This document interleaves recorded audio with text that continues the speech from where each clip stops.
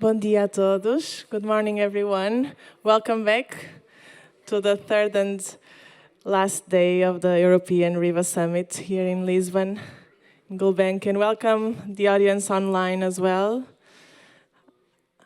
I hope you're all having a really good time.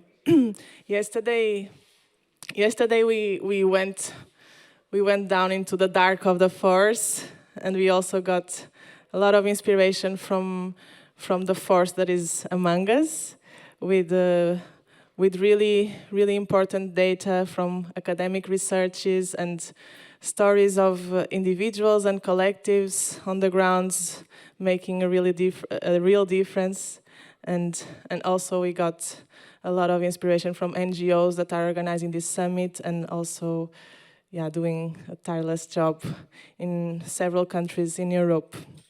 And today we're gonna look into a new hope. We'll start with a session on tools for rivers activists around law enforcement and advocacy. We're gonna have a round table moderated by Annette, and after that we're gonna also get to know some initiatives. As alternatives to new hydropower and river restoration and dam removal. That's cases that are already happening that can be a real inspiration for us as well. And I hope you're all well, comfortable. And I would like to invite Annette Spangerberg from Euronatur. She's gonna moderate our first session. It will be a slightly different structure. This one we're gonna have a round table. So we will get in touch with the topic of law enforcement and advocacy with some questions that Annette will guide us through. And Annette, she's sorry.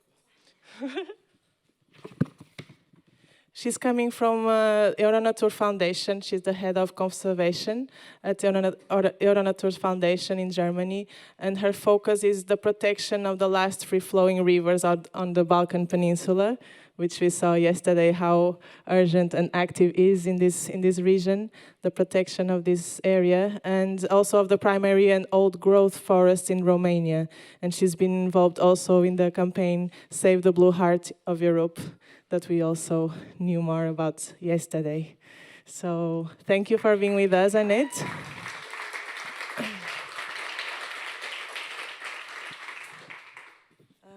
And I would like also to call on stage Alexandra Aragão.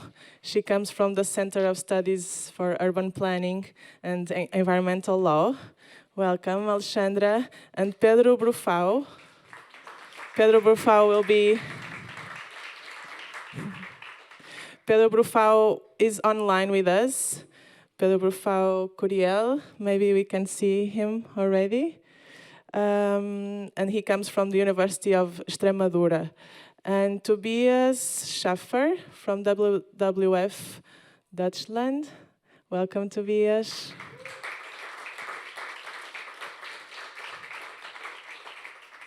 Malgorzata Smolak from Environmental and Energy Lawyer, independent expert. And Bruna Campos, that we met already yesterday and is also with us, coming from Brussels. Welcome, Pedro, as well. And thank you for your work on law enforcement and all. Welcome very much for this talk, and I'll pass the word to you, Annette, now. Yeah, thank you. Thank you, Maria, for doing the worst part, which I was really afraid of, which is actually naming all the full names. So I will refer to all of the panelists with their first name to make it easy. I would still like to give some more background to each of the panelists so that you know why those people are actually on stage. So the first to introduce is Bruna. Bruna has more than 12 years experience in policy and advocacy work in Brussels. And she has been working for various nature conservation NGOs before she actually joined us early this year at Euronatur. So great to have you on stage and great to have you in the Euronatur team. The second panelist who I would like to introduce to you is Gosha. Thank you that I may call you Gosha. Gosha is an environmental and energy lawyer specialist, and as she's specialized in EU and international laws regarding river protection and hydropower, but also air pollution and coal. And she has been working for Client Earth. She's now a freelancer, and she's part of the Blue Heart team as well, and especially of the International Lawyers for Rivers team. The third one is Tobias Schaefer from WWF Deutschland, Germany. He works as a freshwater policy advisor for WWF Germany, has a background in landscape architecture, and has more than 20 years experience in the field of river basin management and EU water policies. And you may have met him already on the first evening because he's together with Michael Bender, one of the initiators of the River Film Fest. Thank you very much for that.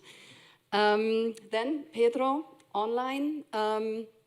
He holds a PhD in administrative law and is a senior lecturer in administrative law at the University of Extremadura.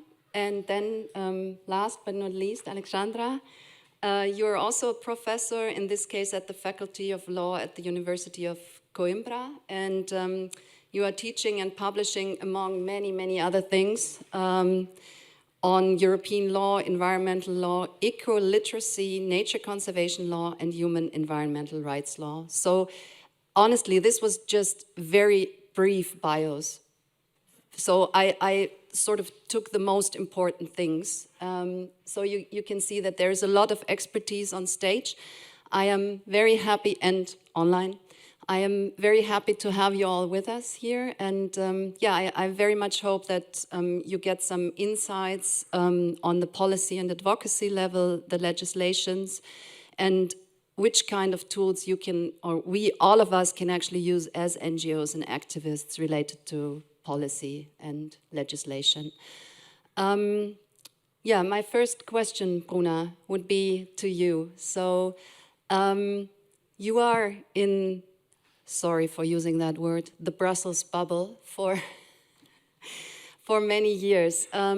Could you shortly elaborate on the changes that may have occurred in the past 3 years since we last met in Sarajevo at the European River Summit?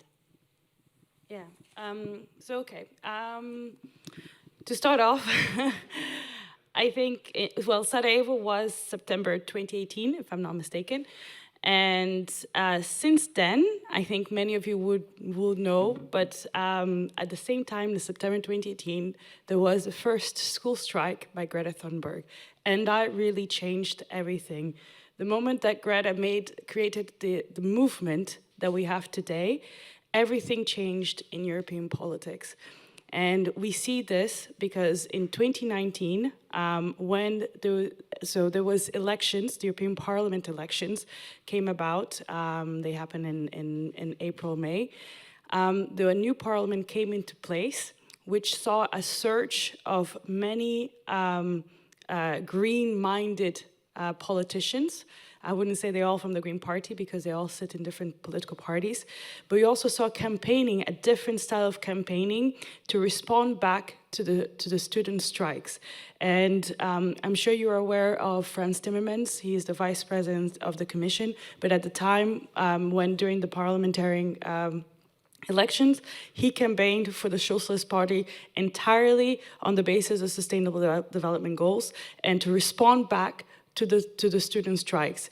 And it was very interesting because Frans Timmermans he was vice president at the time, also before the elections, of the previous commission, which was the Juncker Commission, which tried if you remember, to kill several environmental regulations. They tried to reopen the Birds and Habitats Directive and tried to reopen the Water Framework Directive. So he had to change himself to be able to be part of the new policy, the new politics in a sense. And this created a massive change in how politics today, what we have seen today in what we're seeing today. And from the parliament, so the parliament then, a new parliament came into place, and at the same time, a new commission was selected. So there was a new president selected, so Ursula von der Leyen was selected as president. And as the first thing that she said was, we need a Green Deal. And this was her policy. She is a conservative German EPP, so she's from the Conservative Party, and she said to appeal to the MEPs, to appeal to what was happening as well, she said we're going to put forward a Green Deal. And this really also set the basis for all the work of the Commission and all the work of the direction, let's say, that European policy is going. Now, I'm not suggesting that's the only thing that's been discussed, because at the same time, there's a big wave of digital digitalization. The policy on digitalization was big. And obviously in the parliament, together with a surge in green parties, there's also been a surge, sorry to say, in fascist parties as well. And at the same time, in September 2018, you had Greta Thunberg, but in November also of 2018, you had the Yellow Vest movement in France. There's been a big surge of sort of, let's say, local movements, of unhappy local movements in different parts of Europe. And in France, that was a big deal. And this really also changed a bit. I mean, obviously, Italy, there was a big surge in Italy of let's say, fascism. I mean, I think they've always been there, but in the sense of voting. So, and this has also set the other spectrum of conversation in politics. So there's this big surge of Greens, but there's also this big surge of sort of anti-immigration, sort of more nationalistic conversation. So it's also really important to remember that. But in the meanwhile, so we come to 2020, and obviously this is the first time we're all meeting. This River Summit had to be postponed because of COVID. So COVID really also changed the way things happened. There was not obviously the intention to things to happen in this way. I think if there wasn't COVID, I think conversation would have happened differently. But in a sense, COVID happened, and all these sort of conversation on the politics started happening at the same time. There was a lot of conversation about digitalization, a lot of conversation of nationalistic sort of freedom of things like that because of COVID, but also the Green movement saw that there was also a big push to get rid of environmental legislation at the expense of COVID, so in response to COVID. So there was a big push in what's called the Green Recovery, in trying to really change how let's say, Europe would respond back from COVID. Now, I can't say it worked in the way that I would have liked to have worked, because of obviously the Recovery Resilience Facility, I'm sure you're all aware, was a big discussion. It's a lot of money that was put forward for responding back to COVID. And this money is really one of the things that we're going to be fighting for years to come, for that it's not harmfully spent. And it's really, really frustrating, because we, in a sense, if COVID hadn't happened, we wouldn't have 600 billion euros being possibly spent to build new hydropower, for example. So this is just to give a perspective where we're at right now in terms of politics. There is still a big movement, still a big environmental movement. The students are still striking. There's still this sort of need to respond back. So I can say that from an environmental NGO, how I would have been seen 10 years ago is very different from when I asked for a meeting, even to the most of conservative politician. They do feel that they have to respond back. So I just want to say that things have really changed since Sarajevo. Thank you. Thanks a lot, Bruna, for these for these insights from Brussels, and also pointing out that actually there is new entry points for NGOs and activists to ask for more protection of nature and rivers in particular. Gosha, my next question would be to you. So we heard about these new opportunities arising with the Green Deal. Still, there have been and still are in place certain directives that should grant the protection of rivers and nature, like the Water Framework Directive and the Birds and Habitats Directive. So it seems like basically everything is in place to grant the protection of rivers. Still, the reality, and we heard it yesterday very impressively, is very different, both in EU as well as in non-EU countries. Can you tell me why? Yes, I should. I'll try at least. So we should ask, in fact, two questions. First is how strong are those laws, those directives to protect environment, and the second is how they are implemented. So when we talk about the first issue, how strong they are, and you mentioned Green Deal, and in terms of hydropower, two aims of European Union clashes, which is decarbonization, climate mitigation, and promotion of renewables, which is the big goal of European Union, and of course protection of nature and biodiversity.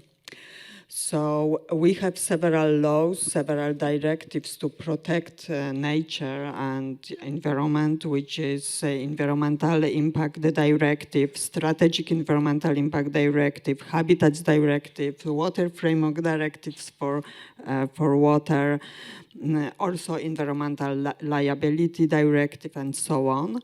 But the problem is that they provide for several derogations, several exceptions. For example, Habitats Directive and Water Framework Directives provide for exceptions for what is called overriding public interests. Overriding public interest is not defined by law, so it's much up to member state how they defined it.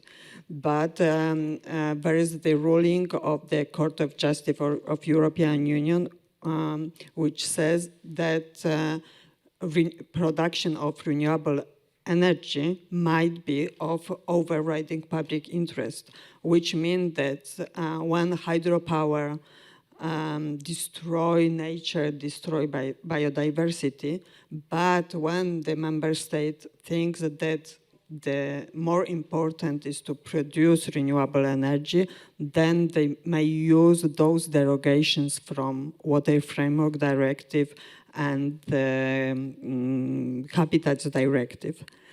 The other issue is implementation of those directives, which sometimes provide, like environmental impact directives provides for really strict regulations how the assessment of new projects should be done. But in fact, those assessments are done by the investors. And of course, their goal is to go for the investment. So the assessments, the reports are usually of very poor quality. And for example, they very often have very poor baseline scenario, which means that the description of the current status of environment is very poor. They don't include alternative scenarios, so they don't answer the questions how we could produce renewable energy differently, not necessarily from hydropower, but from solar power or wind power. They usually they don't assess cumulative impact with other hydropower plants, but also with other investments which are already in place or which are planned. And for example, for habitats directives, usually if the investment is outside Natura 2000, there is not even, sometimes it's not assessed the impact of the Natura, but it's obvious that investment which is close to Natura 2000 will impact the site. So we have to deal with this really poor, sometimes it's really poor implementation, especially in terms of small hydropower, which are considered to have small impact, but we all know that this impact is really, really huge. Yeah, thank you, Gosha, for this explanation. So obviously it is a lack of proper implementation of those directives. Talking about hope, do you see any tool that to fix that lack of implementation, or what would be your recommendation to react on that? Yes, I would refer to what Bruna has said, that the pressure from the society may play a really huge role.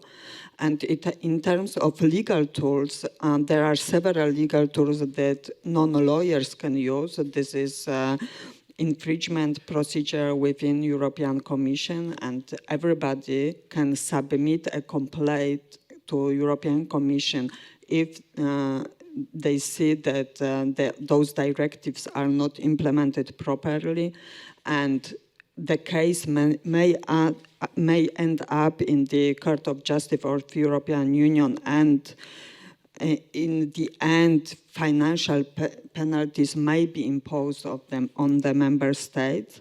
There are also several tools on the national level, and NGOs and activists may initiate administrative or court proceedings against the public authorities who accept those investments. I would mention also public participation and public consultations. A lot of projects should be under public consultation, that it's very, very important to take part and to show that the public, NGOs and local society is against those investments.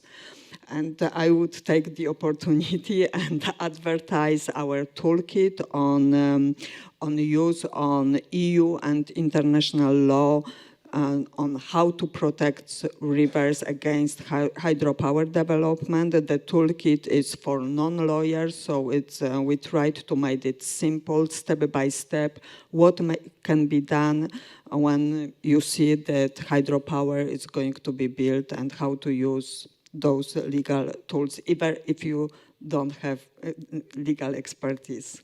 Yeah, thank you very much, Gosha. And actually, this would have been my part to pull this out and show you, but I forgot to take it from my backpack, which is now in the second row. So don't bother, Tara, it's okay.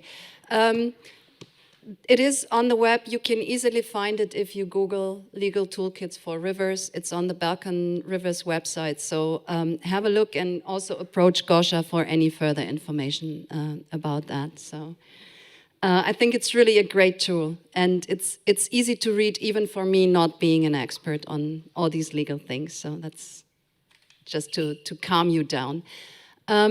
Tobias, my next question will be to you. We have heard about protection schemes or approaches, directives on EU level. You have worked on an overview of protection schemes for free-flowing rivers on national level, and you have published an impressive publication, 31 pages. Briefly, can you give a summary, like briefly?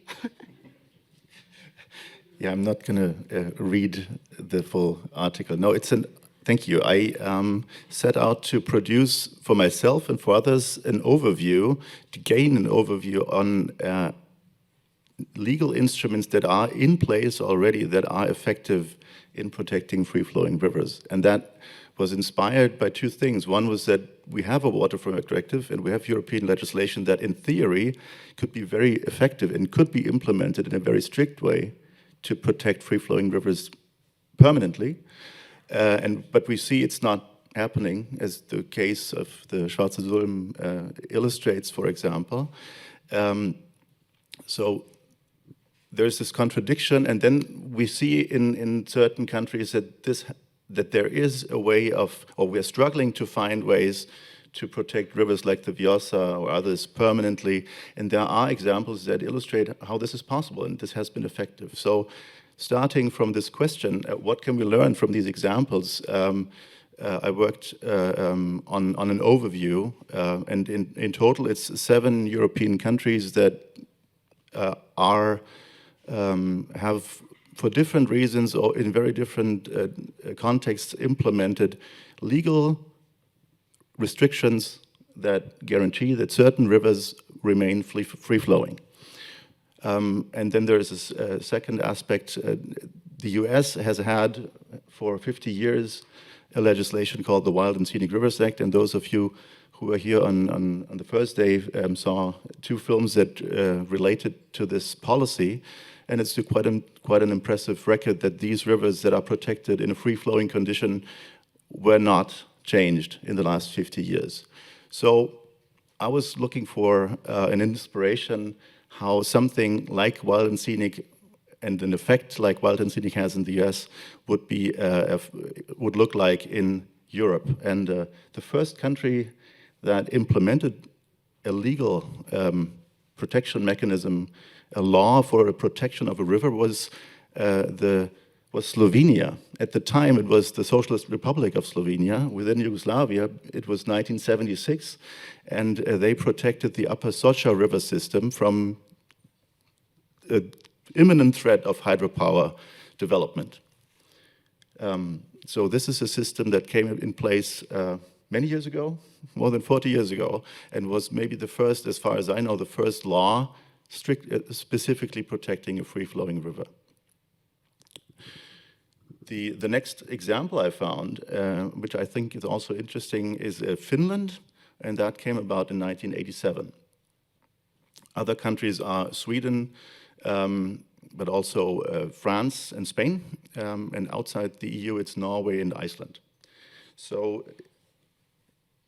I'm not going to go through all these countries. It's interesting for me to see that before the Water Framework Directive and after the Water Framework Directive, countries chose to create legislation to protect free-flowing rivers, and they use very different mechanisms to make that effective. And that's something to look at closer, but I would like to stress 2 things, or 3.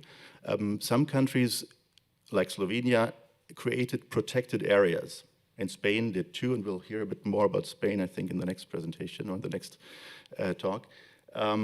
So creating a protected area that includes the protection of free flow is one way, but Sweden and Finland went a different way. They passed legislation where the permitting of hydropower is specifically prohibited in the law. So the law contains a list of rivers or river stretches or rapids, actually, where the law says in these rivers there is no permitting allowed. Authorities may not issue a permit for hydropower development. And then this makes these rivers protected without creating a protected area, but it's been very effective. In the case of Finland, another element is added. Finland actually bought out the owners of the water rights. So compensation was paid to those people who would have had, or those institutions who would have had the right to exploit the river. And it took 17 years and a lot of money to pay them. But by 2004, 17 years later, all these river stretches were bought out, you could say, and compensations were paid, and the cases were all settled. So there is no one who could claim a right to exploit the river for hydropower in these protected river systems. And that I found quite interesting. And maybe I'm ignorant, but I had never heard much about it or nothing about it. And in all these discussions that we have about non-deterioration the non-deterioration obligation of the Water Framework Directive, and all these discussions about how do we protect wild rivers. I think these examples can give some inspiration how to actually create mechanisms, legal mechanisms, not as activists, but we can promote them. But the states, the countries created legal mechanisms that were very effective. I don't know how many more minutes I have for this first answer. 3, very good. I don't know if there is a second answer, a second question actually, because my second question would have been how efficient these protection schemes are, but you already touched that. So I don't know if you would want to mention one that is specifically outstanding or very special. Well, I like Slovenia very much, but it's very special because it was the first, it was in Yugoslavia at a time where, if you see, I found some old TV footage from '64 where the dam projects are presented as a beautiful way of destroying the Socha River Valley.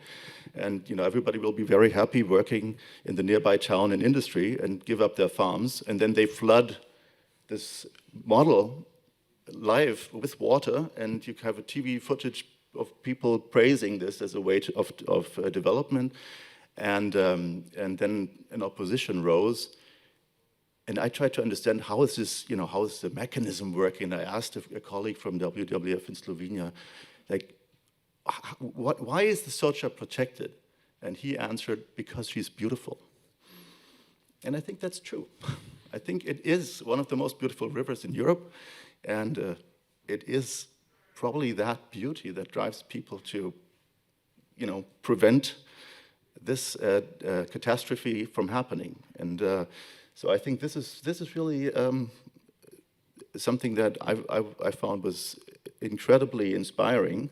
And in terms of mechanisms and effectiveness, I don't know, but in terms of mechanisms, very interesting for me is the case of France, because France really creates a system where river basin management planning contains a requirement to protect outstandingly natural pristine rivers. And there is a list assembled called List 1, very poetic, like List 1 rivers are the best rivers of the country. And once they're on the list, there is a prefectural decree, and that makes them legally protected. And it's quite a long list. And the second list, List 2, also very inspiring, is the list of rivers that should be, for river basin management reasons and migratory fish reasons and sediment flow reasons, should be restored to a better condition and to free-flowing conditions. So these two lists are legally binding. It is an expression of implementing the Water Framework Directive in a progressive way, and that's quite an achievement. Now, in terms of implementation, I don't know. But I know there is a lot of opposition against these lists, but that's something to follow up on. But I think it is interesting how different the approaches are, and that we can combine European legislation or interpret European legislation in a way that we choose, some countries choose to go further and protect selected certain stretches of rivers permanently. Yeah, thank you very much, Tobias. Pedro, it was already shortly mentioned by Tobias that he also assessed the situation in Spain, but he didn't elaborate on it because I told him that we would have you with us as an expert for the situation in Spain. So my question to you is, how is the Water Framework Directive implemented in Spain, and how does that actually result on the ground? Oh, he's muted. Maybe you can, or you are muted. I don't know. Okay. Yeah. Okay. As the 3 previous panelists said before, the situation in Spain is much more the same here because we lack monitoring, the lack of monitoring about the ecological status of rivers. For example, Spanish authorities say that the less than good rivers and water bodies are between the 30 and 70%. We've got only one free-flowing river in Spain, the river Almonte, near the Portuguese border. Just one river which flows freely in my country. We've got another problems about implementation, mitigation measures to be taken on heavily very artificial water bodies.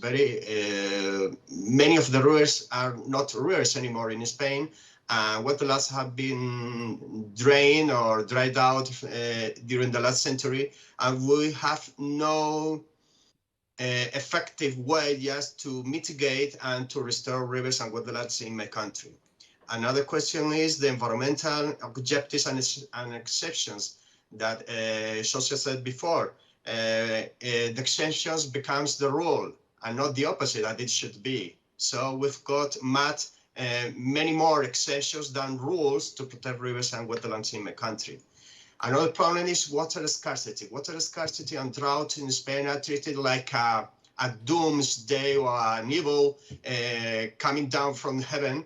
But in Mediterranean countries, drought and water scarcity is the rule. So we are treating rivers and we are treating ecosystem, and above all, we are treating irrigation, the main problem, irrigation planning, as the normal rule. We wouldn't have any problem about water scarcity. We've got high levels of water overexploitation in my country. For example, the wetlands in the center of the Iberian Peninsula are completely dry. We have the same problems in the jewel of the crown in my country, I mean, perhaps in the whole Southern Europe, in Doñana National Park, where irrigation is pumping out water with more or less 1,000 illegal water wells within a national park, which is almost impossible to believe. The main problem here we are facing about water scarcity is, on the other side, that the common agriculture policy is promoting, fostering irrigation at all levels in my country, and putting into irrigations olives and vineyard crops. They shouldn't be irrigated anymore. Another problem is the hydromorphological measures. All these issues have been recently published by the European Commission in a report released last September. So you can have a look at it in the on the webpage of the European Commission. The next problem is hydromorphological measures, because rivers are treated like a problem to be constrained within the limits of urban planning and infrastructures and so on. So we need to recover rivers, but first recovering the floodplains and to put into control urban and infrastructure measures and planning in my country. Another question is ecological minimum flow proposals. The Spanish NGO Rivers with Life, Ríos con Vida, and the Spanish branch of BirdLife International sued the government before the Supreme Court because the implementation of the ecological minimum flows just could have permitted the drying up of completely segments of rivers. We managed to avoid that risk with putting again under control of the Water Framework Directive, the new planning of the Water Act, we call it Reglamento or Royal Decree, which develops the Spanish Water Act. Another problem is recovery costs. For example, in Spain, with public surface water, which is almost subsidized by the government, the farmers perhaps pay around 2-3% of the real, including environmental costs, the real value of water. That means that there is a hidden subsidy or perverse subsidies that economists say about 97% hidden subsidy. We've got another problem here because we have signed a century ago with some modifications with Portugal, we call the Albufeira Conventions for the joint treatment of the main rivers of the Iberian Peninsula. This is a very pro-development treaty, international treaty. It's a way to avoid problems in hydropower and irrigations treatment of the rivers. Another problem is that we lack acute definition of water bodies in my country. For example, in the city I live, in Cáceres, near the Portuguese border, the unique river in the plain, a very large plain, very dry plain, is not registered. The little rivers we have fed the city of Cáceres for millennia even, it does not appear in the hydrological plan of the river basin. So we've got problems of defining and registering water bodies. Another example, the largest lagoon in Spain, the lagoon of La Janda, near Gibraltar, is not protected as a water body in my country, even though it's the largest wetland of surface water in my country. There are many problems in relation to the Water Framework Directive implementation in my country. Perhaps it's another opportunity, we are facing another opportunity to mend this. Thanks so much. Yeah, thank you very much for this.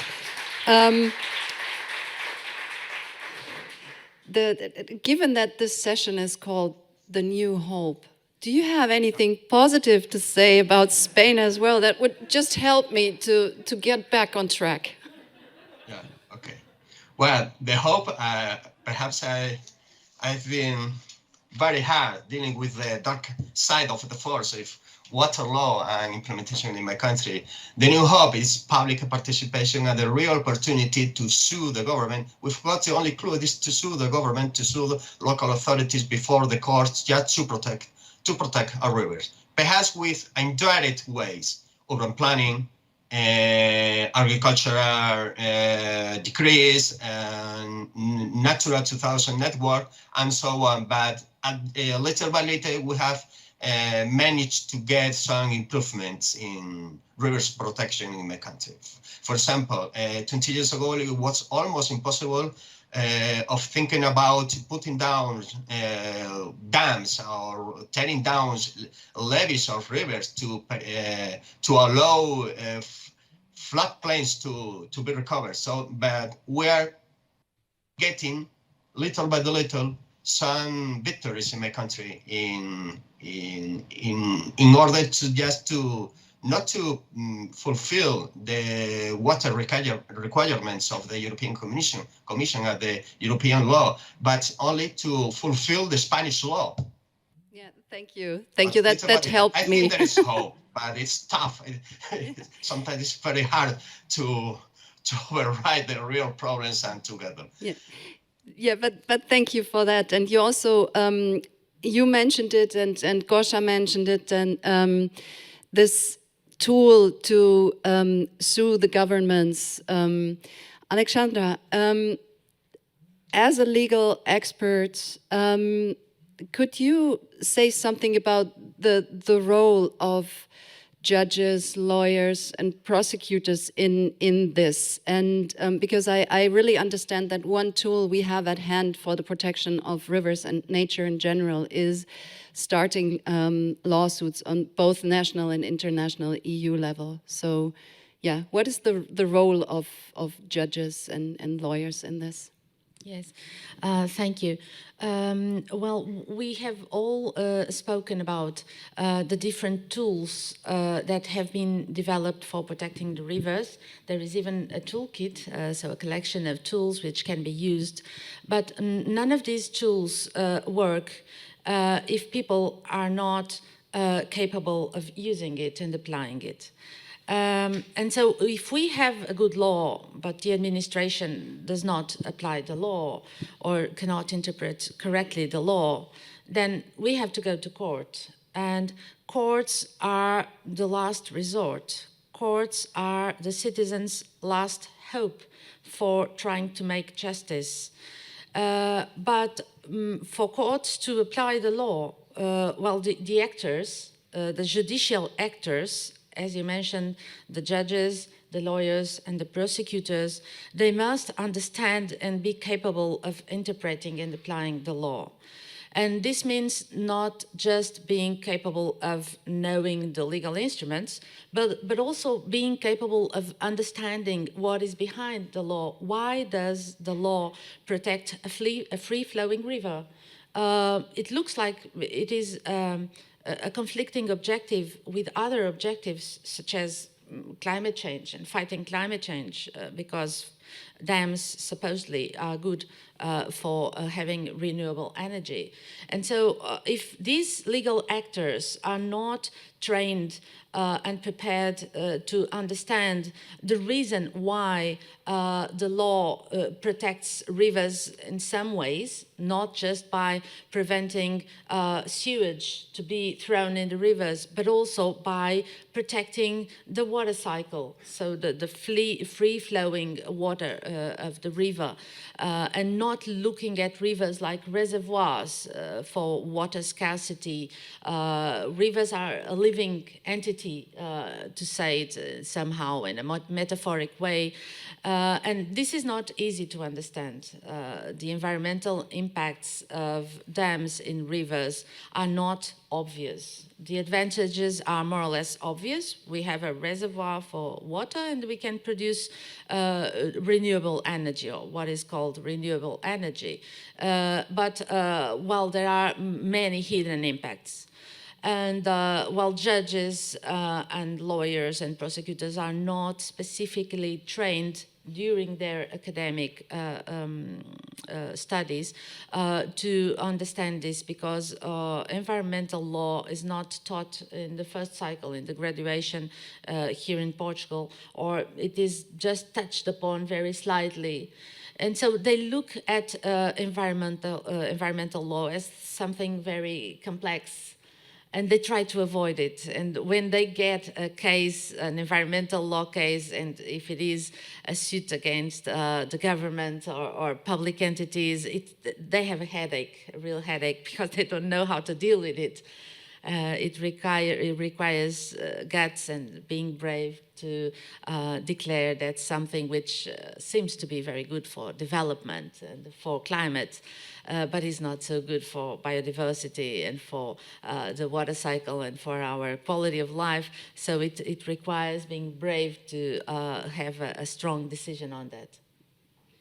Yeah, thank you. So basically, what I understood is that there is also a lack of understanding on behalf of the jurisdiction how, for example, a hydropower project actually impacts a river. I also understood that you are providing trainings to judges and especially judges, I think, to better understand this complexity. Can you elaborate a bit on that, what you are exactly doing and how the judges are perceiving these trainings? Yes. Well, first of all, what we have noticed when we analyzed the court decisions on environmental and specifically on river issues is that the judges try to avoid judging on the merits of the case. Because it's too complex for them and it's too demanding. They don't have time to study. And they were not prepared for that in school. So for them, it's really hard to decide on these cases. They don't understand what is at stake. And so they try to have decisions trying to dismiss the case based on formal issues, on deadlines, on any preconditions that were not fulfilled, on the fact that there is no evidence, or, well, whatever is good to dismiss the case and not to have to decide on the merits of the case. This is a very serious issue, and we realized, it was a long time ago, my research center at the Faculty of Law of the University of Coimbra realized that there was a real hole in this knowledge of environmental law. And so we have a post-graduation course, which is attended by lawyers and by judges and, well, by whoever can want to understand how environmental law works, and specifically water law as well. And we try to present environmental law in a very operational way. So how can it be correctly used, interpreted, and applied in practice? So we try to provide interdisciplinary training to make them understand a little easier what is in fact that they have to decide on. What do they have? What values do they have to balance? And yes, they perceive it very as an added value for their professional activity. It is easier for them to receive, if it is the case of the lawyers, they can accept clients having different environmental requests and requests related to water as well. And judges feel much more comfortable when finally they have to decide on this kind of cases. Thank you very much. That was really interesting, and I have to admit that when I first heard about this approach, I was a bit startled that actually it would need external bodies to offer such kind of courses. But I understand from you that it is also, it is not only needed, but they also accept it. So it's really a way to go.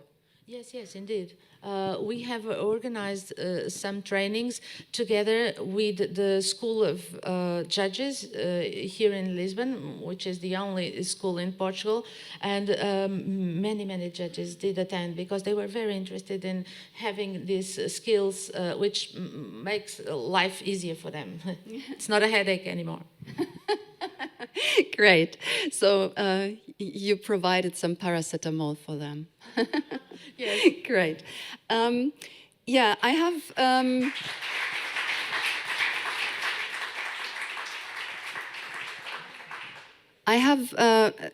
I've posed my questions, so I would like to open up the floor for questions from the audience, if there's any. I can see already hands. So if you have a question, please come up to the microphone and ask our experts. And also if there's any questions from online participants, then...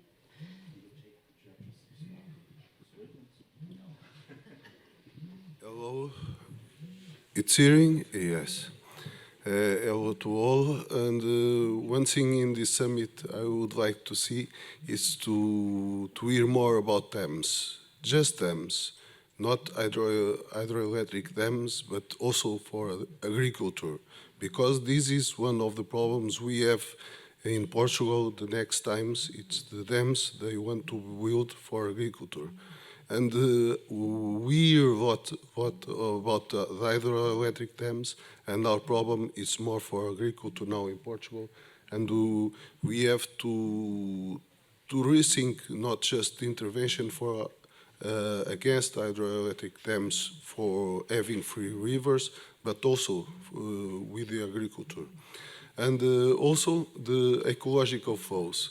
This is about Portugal and Spain and the agreement of the Albufeira Convention. I already have some change of ideas with Alexander before, and I received the emails from Pedro in the Tagus network and everything. And the Water Framework Directive just refers the flow, just the flow, not the ecological flow, in the hydromorphological indicators. It's the only reference in the test, directly in the test of the directive, and just there is a guidance document about the implementation of ecological flows. So it's just indicative, the ecological flows in the Water Framework Directive, and not mandatory. And this is one problem, because in the borderline with Spain and in this hydrologic plan of 2022-2027, there are ecological flows with scientific methods in the Spanish basin, but in the borderline, it says it's in the same charter with the other ecological flows and say ecological flow, but in the borderline in Cedillo, they just divided the minimum flow of the Albufeira Convention by the seconds of the quarter. And it's not a scientific method, it's just to divide a minimum flow and not an ecological one. And what can we do to make that the ecological flows in the borderline and in the plans and to transpose them for the convention? That's what we need to have a better ecosystem, aquatic ecosystem in the river in Portugal. And this is my question. And what can we do to improve that? Thank you. So I can see Bruna. I don't know, Alexandra, you also wanted to say something, so. Maybe Alexandra wants to start. Okay, as you wish. Well, I think that the problem is the fact that the laws and the European Directive have been drafted looking at static water. The laws and the directive are concerned with the quality of water, with the quantity of water, but they don't understand the laws, or the legislators, when they drafted the laws, they didn't understand that water is dynamic and that the ecosystem services provided by the water have this precondition. Water must be flowing to provide its ecosystem services, not just flowing, also evaporating and also raining. So it is a cycle, and this ecological value of an untouched water cycle or a functioning water cycle is not actually protected by the law. So I think that the problem is this static approach, and the law should be changed and the convention should be changed by looking at it in a more circular way. Yeah, I'm not sure about changing Water Frame Directive. I disagree with that. But it's important to understand that in environmental law, in terms of how the EU actually is allowed to let's say, regulate in member states is very limited. So the Lisbon Treaty says that it's a directive, so it's member states that have to decide for themselves how they're going to implement the law. So it's a bit frustrating, because if it was a regulation, it would be the EU that would regulate directly, but in this case is that every country has to decide for themselves how to do it, and that is down to the Lisbon Treaty and to how environmental law is decided. Now, I mean, Alexandra has a point on sort of whether when the Water Frame Directive, how much of a vision they had, but it's actually what happens with the Water Frame Directive is that there's a lot of concepts that is it's not defined in its entirety in the legislation, and is left to member states, a lot of working groups, to then define it further, to figure it out where to go. And so this means that it takes a long time and a lot of guidance documents that you see that is not legally binding, but it's then the member states that have to take that information, what is done, years of conversation amongst the member states, to then say, okay, I will apply it in this way to my country, and I will do it in this way. The other problem with the river basin management plans is that they're not legally binding in themselves. Well, they are legally binding, but the Commission doesn't check to see whether it's really going to fulfill the objectives. So the member states draft them, they write them, they submit it to the Commission has to adopt them. So there is this lack of, let's say, check by the Commission to say, well, I don't think it's that good and I think you should update it. There's less in that sense in that input. But it's really about the Water Frame Directive is there as a legislation that does define good ecological status and many other statuses, but is then down to the member states to figure it out how they will achieve that. So it's really frustrating in that sense, and actually there's very little let's say, infringement procedures that the Commission opens on the Water Framework Directive, because there's very little what we call teeth to be able to do that. So while in the Birds and Habitats Directive, there's much more cases, actually there's a lot of cases that are put forward, the Water Framework Directive is a bit limited, and most of the cases are down to whether you fulfilled sort of, you reported back on time or something like that. So actually it's one of the things that I would like to look more into. It's how we can bring cases to the European Commission on the Water Framework Directive, because I think it's time that member states also feel that pressure that they need to deliver on certain aspects of the directive that they're not actually fully fulfilling, and they're doing it haphazardly. And you know, we need to sort of start saying, no, actually, that's not how you meant to do it, and we're going to, you know, get the Commission to put a little bit more pressure on you to do it correctly. So that's, yeah. Thank you. So, Gosha, maybe you can add something to that first part of the comment related to dams and for hydropower or irrigation.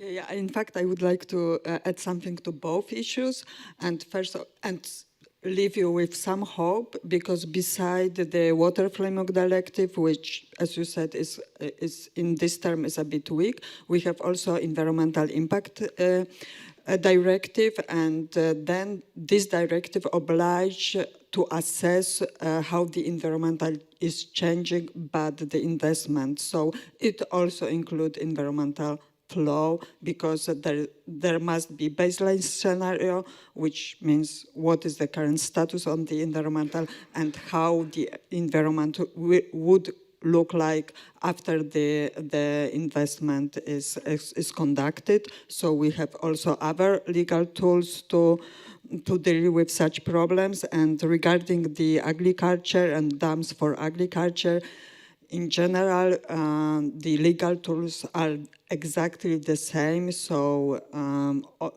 and you can look into our legal toolkit, and all the legal tools we describe there might be also used for agriculture dams. Thank you. So, okay. So, Pedro, sorry, I'm wasn't. Yeah. So, please, if you want to comment on the question as well.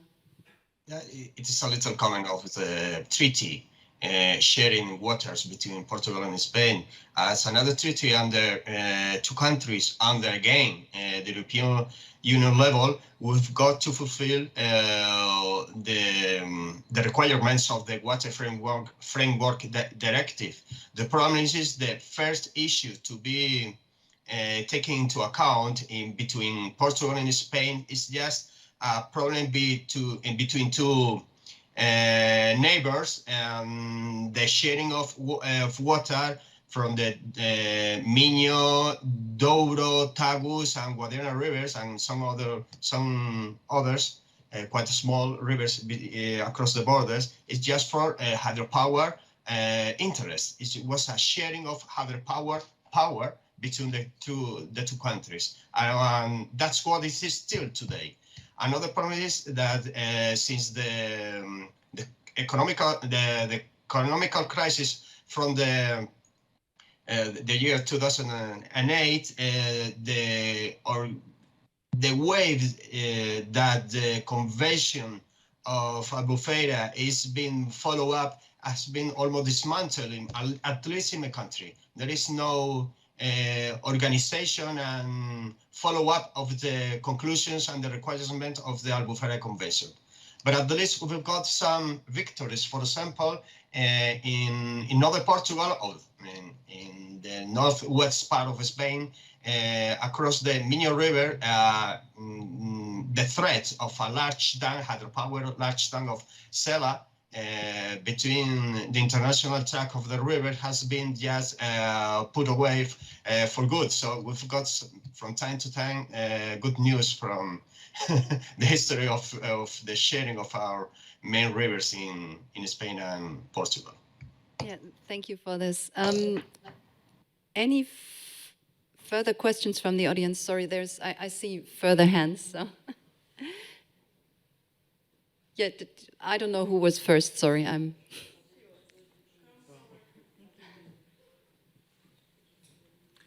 Hi. First of all, thank you so much for all of your work. It's really touching how you've worked with especially lawyers and judges to empower them to be able to make decisions and know what's going on. And as someone who isn't a lawyer or a policy person, I wonder if there's a similar program for the public to know what is the environmental policy in Portugal, for example, and how does that connect with the European Commission, and what are the steps of learning that we can take to be empowered to bring forth our cases in, let's say, the south of Portugal. Yeah, thank you.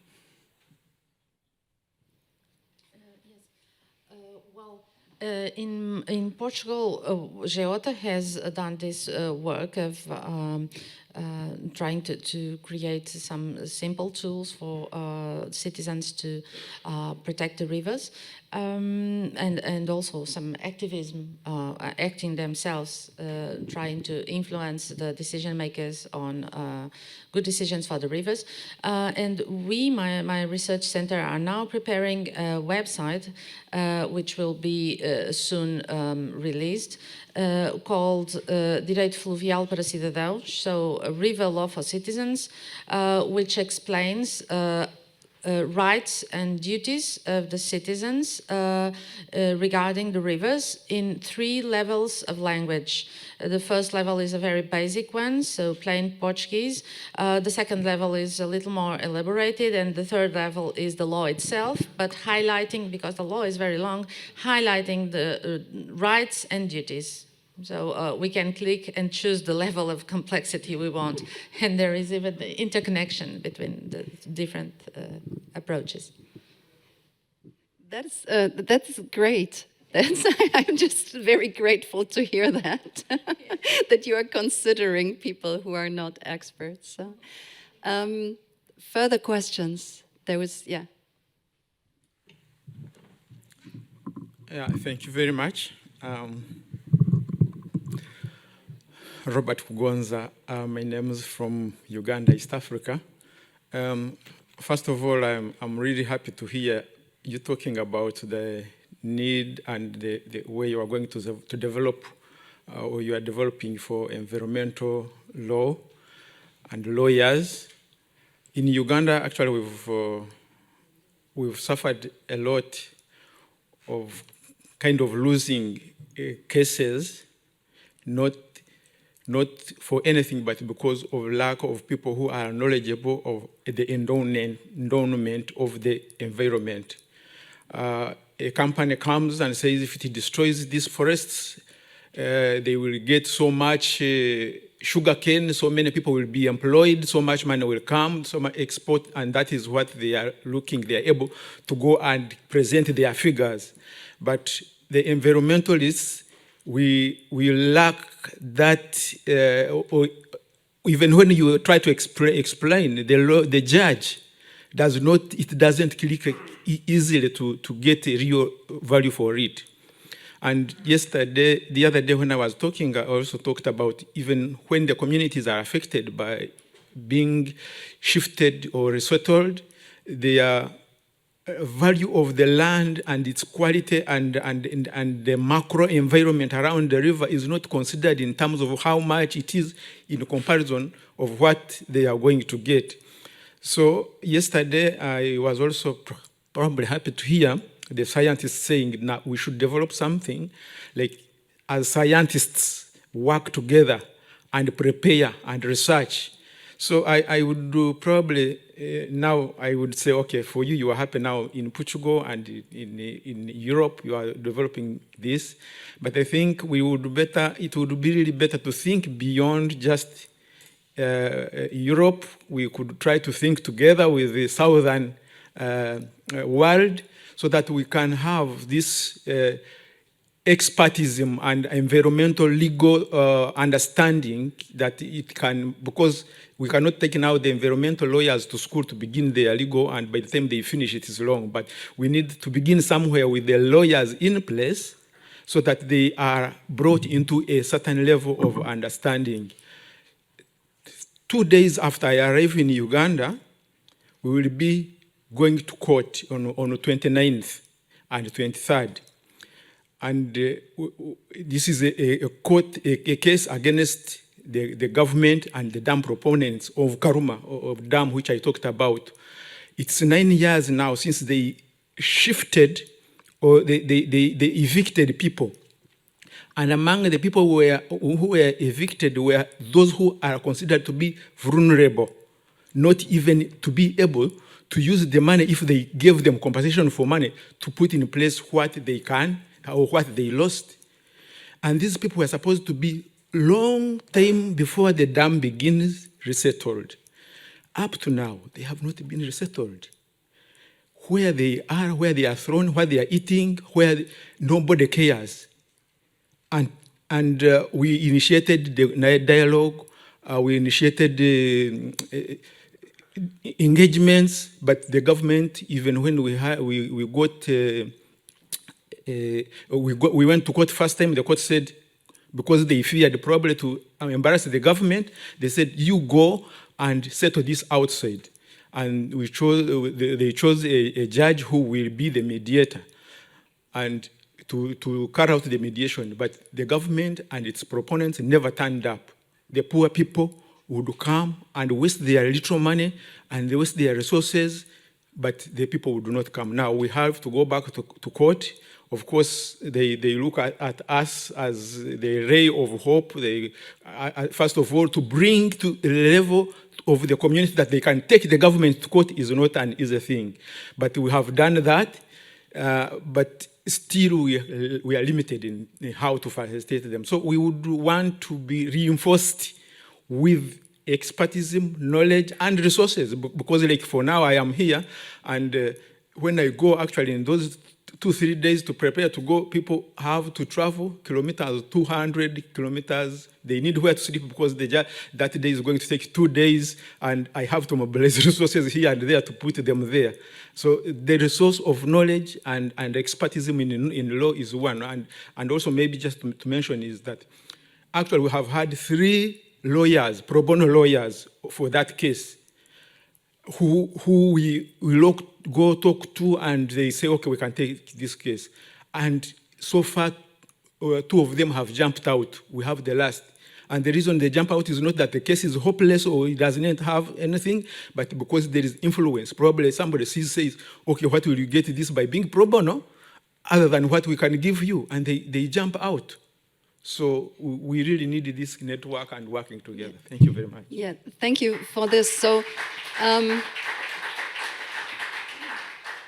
I think that, or we all know that there is much more behind the general destruction of nature and environment than it is the impacts it has on nature. There is also environmental justice aspects. Gosha, do you want to maybe mention something about our Lawyers for Rivers network that we are trying, or that we started to establish? And because, yeah, maybe just go for it. So within the Blue Heart project, we are establishing the Lawyers for Rivers network, and the aim of this network is to exchange the knowledge and experience of lawyers from different countries, from different perspectives, to just get the effect of synergies, and so not everybody has learned from the very beginning, but also to exchange between us. Of course, there are some difficulties, like in different countries, different laws applies, but when we are talking about Uganda, we all shared all international treaties, so there would be also the common ground. So I think those kind of initiatives are really important to boost the knowledge. Thanks for pointing that out. So I understand that there is a question, one online question, that would actually be the last one to take, because I have, I know that there is much more questions, but we are running out of time, and I would actually like to pose one final question to all panelists, if that is okay. Okay, thank you for the online audience participation as well. I have here 2 questions I'm going to say, and you see how you can answer briefly. and also 2 comments, but I'll focus on the questions. So the first one, is there any legal framework from Water Framework Directive or others that more specifically and effectively protect river segments that stands downstream of an irrigation dam, referred on the Water Framework Directive as heavily modified water bodies? This is the first one. That's very specific, so I guess that's either maybe to I you can, or to yeah. you. Maybe I can just say the second question, and then you see. What about irrigation dams that were built before the Water Framework Directive went in force? To what rules are they subjected, namely what concerns the ecological flow? Okay, yeah, I forgot that we also have with Pedro an expert on these kind of questions, so I don't know whom of you wants to provide a brief answer. Oh, sorry, Pedro. What, in relation to the first question, I think that the best way to deal with the threat of the irrigation dam in a heavily modified river is to shoot the project itself and the environmental impact assessment. We have not only to look up to the Water Framework Directive, but the project itself, because we are suing, for example, the government or the company or whatever, about a single-minded project. So you have to deal with that, with the project itself. According to the second question, the ecological flows, I'm talking about the Spanish case. We've got problems with dealing with the regime of a concrete basin according to the hydrological plan of that basin. And the other question is historical rights. For example, according to the Spanish law, mainly with hydropower, but also in relation to irrigation rights, we've got problems with dealing with the amount of water permitted to be taken out from the river or from the aquifer. So you've got to have a look at the permit itself and to see how you can force the permittee to release much water in that river. So more water in the river. So sometimes it's quite difficult to deal with permits that goes back, for example, to the 17th century. Thank you. Do you want to add something, Akshan? Okay. Yes, I would like to add something. On the first question, whether there is a legal framework which would protect the heavily modified waters downstream, I would say that in the water law we cannot feel a lot of support, but in nature conservation law, we could probably use it for this purpose. Very often the riverbanks are classified as Natura 2000 sites, as ecological corridors, and so we could argue in court or in front of the administration that this dam is damaging the ecological corridors. So this could be a possibility.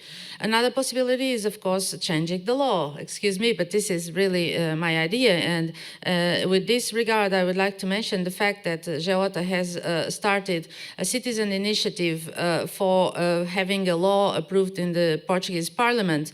This is an instrument of direct democracy which exists in Portugal and in some other countries. It exists in Europe as well. The European Citizen Initiative also allows for 1 million citizens to ask for a legal initiative to the European Commission. And in Portugal, and in the Portuguese case, it is 2,000 signatures, 2,000 citizens who must support these initiatives. And in this case, in the case of the initiative started by Geota, it is for free-flowing rivers. So Geota is asking for a new law which protects, well, the water cycle and the free-flowing rivers. We already have some thousands of signatures, but it still didn't reach the 20,000. So if you want to support, please go for it, because it would be very important for us. It's the first time we are using this tool in Portugal, and we are pushing the Parliament to adopt a new law on free-flowing rivers. Thank you very much. Bruna, I know that you want to add something, but maybe you can continue the discussion in the coffee break. And I would also ask all the participants to, if you have any further questions, please address our panelists in the coffee break. I know that this is a bit difficult for the online people, participants, but still we are running out of time. I would want to pose one final question to all panelists and I would want to ask you to provide a brief answer.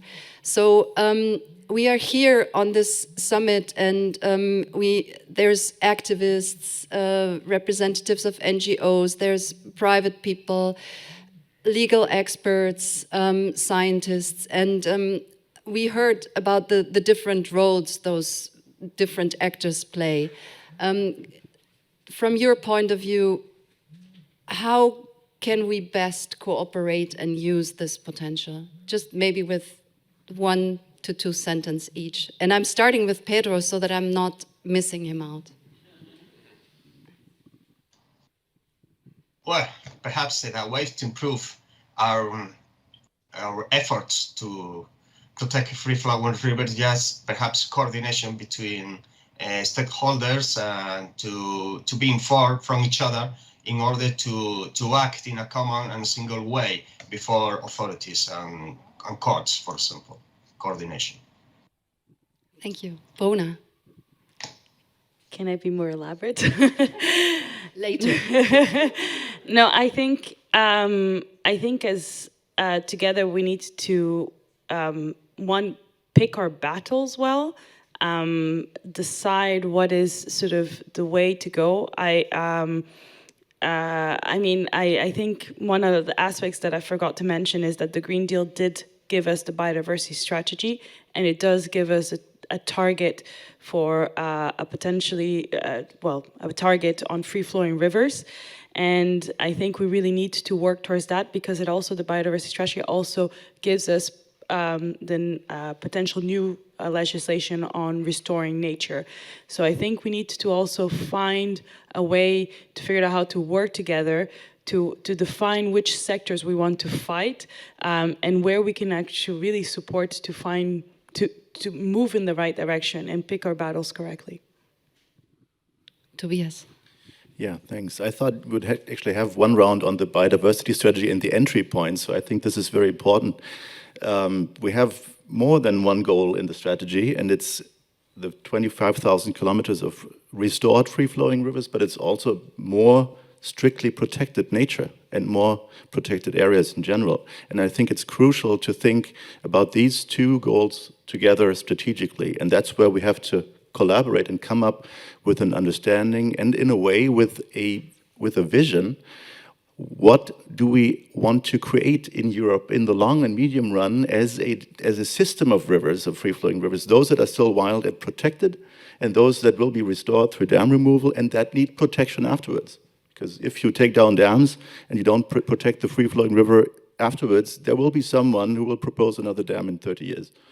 So I think that's the exercise that we're in, that we have to shape a vision for that, and with different roles, and then make it visible and advocate it in a European perspective beyond the national or the river basin context. I think that's key, and it's up to our imagination, you know.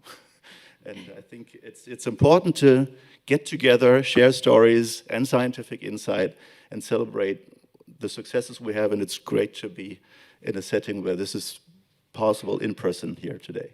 Thank you. Alexandra. Yes. So your question was on what can we do, and my role here as an academic and a lawyer is to ask for more social responsibility for the lawyers. And I would like to refer to the intervention here of the colleague from Uganda who mentioned the difficulty of hiring good lawyers. Well, they had 3 pro bono lawyers and they jumped out. So this is something that we would have to have here in Portugal and in other countries as well. So pro bono advocacy, because as activists and academics pleading for the environment, we are on the wrong side of money. So money is on the other side always, and we are defending the general interest and the environment and the birds and the rivers, and that's not easy finding financial support for that. So we really have to rely on the social responsibility of the lawyers. There is competition among lawyers and lawyers' offices, and they should try to come out and show their responsibility by supporting these cases in a pro bono support. Thank you very much. Gosha. I just want to underline that to succeed, we need to work together. If we want to have better laws, we need activists and NGOs to ask for it. We need policy people to advocate. To challenge the projects, we need scientists to provide us with expertise. So we just need to find the way to work together to just to have those free-flowing rivers. Thank you.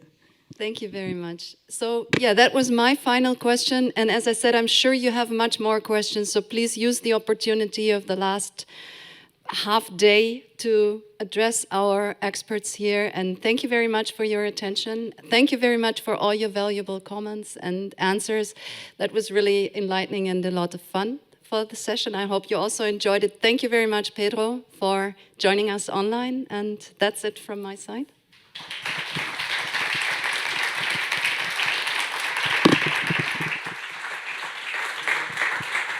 Yeah, thank you so much, Annette, and everyone for bringing with such lightness, such a complex and heavily, most of the times, topic.